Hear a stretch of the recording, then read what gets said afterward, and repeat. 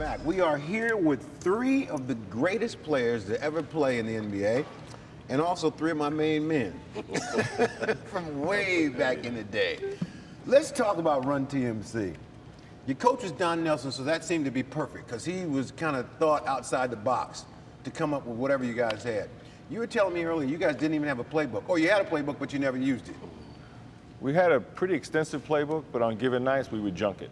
You know, on a given night, Nelly would give us the freedom to go out there and play if we played the right way. In the locker room, he'd say, you know what, guys, tonight, I'm gonna call no plays. As long as you guys are sharing the basketball, playing the right way, no plays. And that was an incentive for us to get out there and just do just that. Right. Rebound, try and run the ball up as fast as we can, and share the ball. Tim was in charge of that because he had the ball most of the time.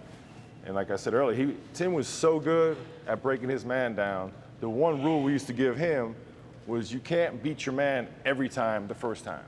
So the simple rule was throw ahead, come out the other end, and then the second time you touch the ball, go do your thing. So for a given night, that was our play.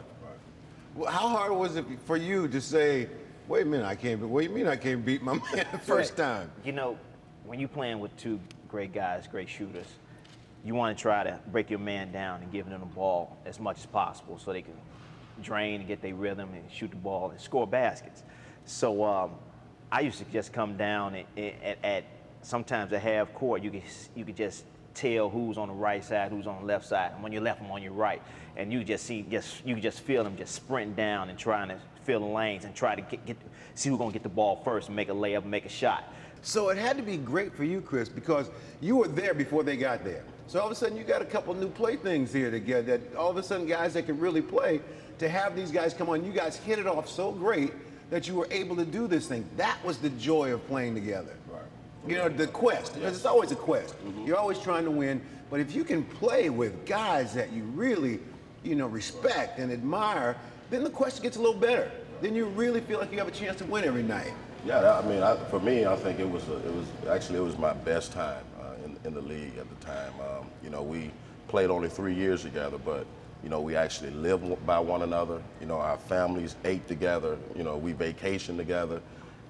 It wasn't like an NBA team to me. It was more like of a college atmosphere that we all got along.